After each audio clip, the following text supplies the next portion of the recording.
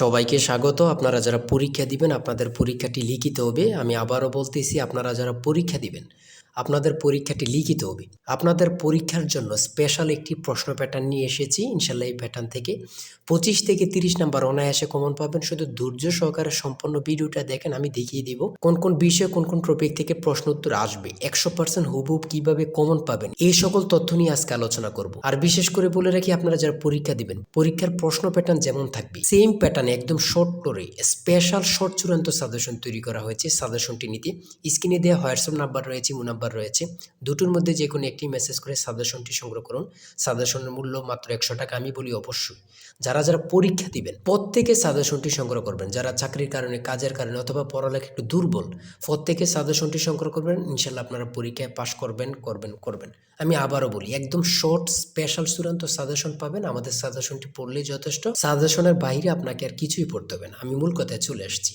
প্রথমে থাকবে কি, এখানে প্রথমে থাকবে সাধারণ জ্ঞান। যেমন এখানে রয়েছে বিদ্রোহী কবিতার রুচিও থাকে, কাজী নজরুল ইসলাম। কতটা গুরুত্বপূর্ণ শুধু আপনারাই বুঝতেছেন। রবীন্দ্রনাথ ঠাকুর কত সালে নোবেল পুরস্কার পান, এটা কত গুরুত্বপূর্ণ আল্লাহ ছাড়া কেউ জানে না। 1913 সালে কত পরীক্ষা আসছে সেটা আল্লাহ ছাড়া কেউ জানে না। 3 নম্বরে রয়েছে বাংলা সাহিত্য। সাহিত্য সম্রাট বলা হয় কাকে? বাংলা সাহিত্যে সাহিত্য সম্রাট কাকে বলা হয়? বঙ্কিমচন্দ্র চট্টোপাধ্যায়কে। তারপরে রয়েছে 4 নম্বরে বাংলা ভাষায় প্রচলিত 2টি চীনা শব্দ লিখুন। চীনা শব্দ লিখেন, অর্থাৎ আমরা যে ভাষাগুলো প্রতিনিয়ত বলতেছি এই 2টা ভাষা, যেমন চা, চিনি, যেমন এগুলো আমরা মনে করতেছি অনেকে যে এগুলো বাংলা না, এগুলো বাংলা শব্দ না, এগুলো হচ্ছে চীনা শব্দ। ঠিক আছে। বাংলা ভাষায় শব্দসমূহ অর্থ অনুসারে কত প্রকার? 3 প্রকার। বাংলা ভাষার শব্দসমূহ অর্থ অনুসারে কত প্রকার? 3 প্রকার। সন্ধি বিচ্ছেদ থেকে থাকবে। দেখেন, সন্ধি বিচ্ছেদ থেকে আমি যে প্রশ্ন উত্তরগুলো নিয়ে এসেছি এগুলো খুবই গুরুত্বপূর্ণ, আপনাদের পরীক্ষা আসবে। ঠিক আছে। সন্ধি বিচ্ছেদ থেকে দেখেন হিমালয়, গবেষণা, পরীক্ষা, দিগন্ত, এখান থেকে আপনারা 2 মার্ক কমন পাবেন। এই সন্ধি বিচ্ছেদ থেকে আমি বলে দিলাম। তাই বলি অবশ্যই আমাদের চ্যানেলটি সাবস্ক্রাইব ও পেজটি ফলো দিয়ে রাখবেন। কেন? পরীক্ষার নোটিশ, পরীক্ষার রেজাল্ট, পরীক্ষার প্রশ্ন সমাধান, যাবতীয় সকল তথ্য সবার আগে আমরা ভিডিও আপলোড দিয়ে রাখি। আপনি যদি চ্যানেলটি সাবস্ক্রাইব, পেজটি ফলো দিয়ে রাখেন, সবার আগে চলে যাবে আপনার কাছে নোটিফিকেশন। মনে করেন আপনি পরীক্ষা দিয়েছেন, পরীক্ষার প্রশ্ন সমাধান দেখিয়ে দিব, তারপরে রেজাল্টের অপেক্ষা করা লাগবে না, আমাদের চ্যানেলে পেয়ে যাবেন, সকল তথ্য পেয়ে যাবেন, এবং কি নতুন নতুন চাকরির তথ্য পেয়ে যাবে। সার্কুলার দেওয়ার সাথে সাথে আমাদের চ্যানেলে আপলোড দেওয়া হবে। আপনি শুধু আমাদের চ্যানেলটি সাবস্ক্রাইব, পেজটি ফলো দিয়ে রাখলে সবার আগে চলে যাবে আপনার কাছে নোটিফিকেশন। তাই অবশ্যই চ্যানেলটি সাবস্ক্রাইব, পেজটি ফলো দিয়ে আমাদের মেম্বার সদস্য হয়ে আমাদের সাথেই থাকবেন। আপনারা যারা যারা পরীক্ষা দিবেন, আমি বিশেষ করে বলি রাখি, 100 টাকা কিন্তু বড় কথা না। আপনারা প্রত্যেকে সাজেশনটি সংগ্রহ করবেন। ইনশাল্লাহ এই সাজেশনের বাইরে আপনাকে আর কিছুই দেখতে হবে না। তারপরে কারক ও বিভক্তি নির্ণয় করুন। কারক ও বিভক্তি নির্ণয় করুন। শুদ্ধ বানান থেকে থাকবে। শুদ্ধ বানান লিখুন। এখানে 4টা দেওয়া আছে, 4টার জন্য 4 নাম্বার। এক কথায় প্রকাশ করুন, আল্লাহকে বিশ্বাস করে না যে নাস্তিক। চিরকাল, দরিয়া স্থায়ী, চিরস্থায়ী। এখানে প্রত্যেকটা প্রশ্ন খুবই গুরুত্বপূর্ণ। অর্থসহ বাক্য রচনা করুন। প্রত্যেকটা প্রশ্নের মান কিন্তু 1 করে। ঠিক আছে। তারপরে ট্রান্সলেট থাকবে। আপনাদের পরীক্ষায় ট্রান্সলেট থাকবেই, 100% শিওর ট্রান্সলেট থাকবে। ঠিক আছে। এখানে ট্রান্সলেটগুলো দেওয়া রয়েছে, খুবই গুরুত্বপূর্ণ। ঠিক আছে। তারপরে থাকবে আপনাদের শর্ট করে একটি প্যারাগ্রাফ থাকবে। শর্ট করে একটি প্যারাগ্রাফ, অথবা 5টা সেন্টেন্স লিখতে বলবে, অথবা 7টা সেন্টেন্স লিখতে বলবে। যেমন মাই কান্ট্রি সম্পর্কে লিখতে বলছে, এখানে প্যারাগ্রাফ থাকবে। এই প্যারাগ্রাফটা পারলে আপনাদেরকে 5 নাম্বার দেওয়া হবে। ঠিক আছে। এখানে কিন্তু সমাধান সহ দেওয়া আছে, আর আমাদের প্রত্যেকটা প্রশ্নের সমাধান, ব্যাখ্যা ও সমাধান সহ পেয়ে যাবেন। আসল শর্ট চূড়ান্ত সাজেশনটা কিন্তু এই নাম্বার হোয়াটসঅ্যাপ ইমো আছে, ওখানে মেসেজ করে সাথে সাথে সংগ্রহ করুন।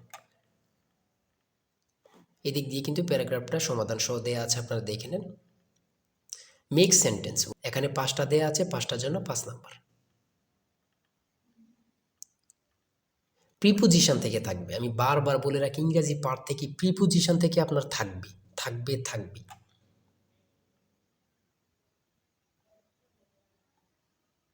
দেখেন, প্রত্যেকটা প্রশ্ন কিন্তু আমাদের খুবই গুরুত্বপূর্ণ।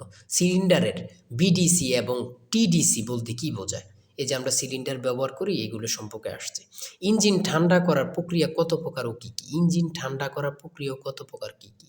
2 প্রকার, একটা হচ্ছে বায়ু প্রবাহ আর একটা হচ্ছে তরল প্রবাহ। হ্যাঁ। তারপরে গণিত থেকে রয়েছে 35 লিটার অকটেন ও পেট্রোল মিশ্রণে পেট্রোল ও অকটেনের অনুপাত 4:3। এতে আর কত অকটেন মিশালে পেট্রোল ও অকটেনের অনুপাত 4:5 হবে। এখানে প্রত্যেকটা প্রশ্নের কিন্তু সমাধান সহ দেয়া আছে, ব্যাখ্যা সহকারে সমাধান সহ দেয়া আছে। জ্বালানি তেলের মূল্য 25% বৃদ্ধি পাওয়ায়, এই প্রশ্নটা কত পরীক্ষায় যে আসছে আল্লাহ ছাড়া কেউ জানে না। বৃদ্ধি পাওয়ায় তেলের ব্যবহার এমনভাবে কমানো হলো যেন তেল বাবদ ব্যয় বৃদ্ধি পেল না। গাড়ির মালিক তেলের ব্যবহার শতকরা কত কমালো? এখানে দেখছেন কতটা গুরুত্বপূর্ণ। এখানে কিন্তু সমাধান সহ দেওয়া আছে, আপনারা দেখে নিন। প্রত্যেকটা গণিত প্রশ্নের মান কিন্তু পাস করে, প্রত্যেকটা গণিত প্রশ্নের মান কিন্তু পাস করে, ঠিক আছে। 20 নম্বরে রয়েছে বাংলাদেশের দীর্ঘতম নদীর নাম কি? খুবই গুরুত্বপূর্ণ। বাংলাদেশের দীর্ঘতম নদীর নাম হচ্ছে পদ্মা। জনসংখ্যা বিবেচনায় মুসলিম বেশি, ক্ষুদ্রতম দেশ কোনটি? মালদ্বীপ। আপনাদের পরীক্ষায় এটা আসবে, যান বলে দিলাম। তারপরে এদিক দিয়ে রয়েছে 22 নম্বরে, কোন সুলতান 17 বার ভারত আক্রমণ করেন? কোন সুলতান 17 বার ভারত আক্রমণ করেন? এটা খুবই গুরুত্বপূর্ণ। সুলতান মাহমুদ। 60 গম্বুজ মসজিদ কোন জেলা অবস্থিত? বাগেরহাট। 60 গম্বুজ মসজিদ কোন জেলা অবস্থিত? বাগেরহাট। এই প্রশ্নটা কিন্তু চাকরির পরীক্ষা এখন অ্যাভেলেবেল আসতেছে, ঠিক আছে। বাংলাদেশ বিমানের স্লোগান কি? বাংলাদেশ বিমানের স্লোগান কি? আকাশে শান্তির নীড়, আকাশে শান্তির নীড়। গণচীনের প্রতিষ্ঠাতা কি? গণচীনের প্রতিষ্ঠাতা হচ্ছে মাও সেতুং, মাও সেতুং। আধুনিক মালয়েশিয়ার প্রতিষ্ঠাতা, আধুনিক মালয়েশিয়ার প্রতিষ্ঠাতা কি? Mahathir Mohamad, Mahathir Mohamad. BRTA, BRTA এর পূর্ণরূপ কি? Bangladesh road transport authority, Bangladesh road transport authority. পূর্ণরূপ থেকে আপনাদের প্রশ্ন উত্তর থাকবে, এটা ধরে নেন, ঠিক আছে, আমি বলে রাখি। তারপরে 29 নম্বরে রয়েছে বাংলাদেশের চিংড়ি সম্পদকে কি বলা হয়? হোয়াইট গোল্ড, যেটা সাদা সোনা। বাংলাদেশের চিংড়ি সম্পদকে কি বলা হয়? হোয়াইট গোল্ড, সাদা সোনা। এই প্রশ্নটি আপনাদের পরীক্ষা আসবে, যান বলে দিলাম। তারপরে 30 নম্বরে রয়েছে নীল নদের দেশ কোনটি? নীল নদের দেশ কোনটি? মিশর। নীল নদের দেশ কোনটি? মিশর। দুটি ইলেকট্রিক গাড়ির নাম বলো, দুটি ইলেকট্রিক গাড়ির নাম বলো। বাংলাদেশের রেলওয়ে কয়টি অঞ্চলে বিভক্ত? বাংলাদেশের রেলওয়ে কয়টি অঞ্চলে বিভক্ত? দুটি। তারপরে রয়েছে পরিবিবির মাজার কোথায় অবস্থিত? পরিবিবির মাজার কোথায় অবস্থিত? লালবাগ কেল্লা, ঢাকা। পরিবিবির মাজার কোথায় অবস্থিত? লালবাগ কেল্লা, ঢাকা। চলন বিল কোন জেলা অবস্থিত? চলন বিল কোন কোন জেলা অবস্থিত? নাটোর, সিরাজগঞ্জ, পাবনা। চলন বিল কোন কোন জেলা অবস্থিত? নাটোর, সিরাজগঞ্জ, পাবনা। আমি বলি প্রশ্নটি আপনাদের পরীক্ষা আসবে। বাংলাদেশের রেলওয়ে কয়টি অঞ্চলে বিভক্ত? এটা কিন্তু গুরুত্বপূর্ণ। চলন বিল কোন কোন জেলা অবস্থিত? এটাও কিন্তু গুরুত্বপূর্ণ, ঠিক আছে। এই প্রশ্ন উত্তরগুলো কিন্তু খুবই গুরুত্বপূর্ণ।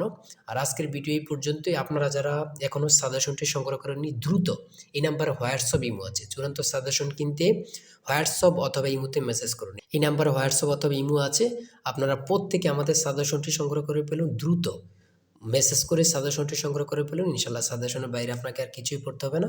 আজকের ভিডিও এই পর্যন্ত। সবাই ভালো থাকবেন, সুস্থ থাকবেন। আল্লাহ হাফেজ।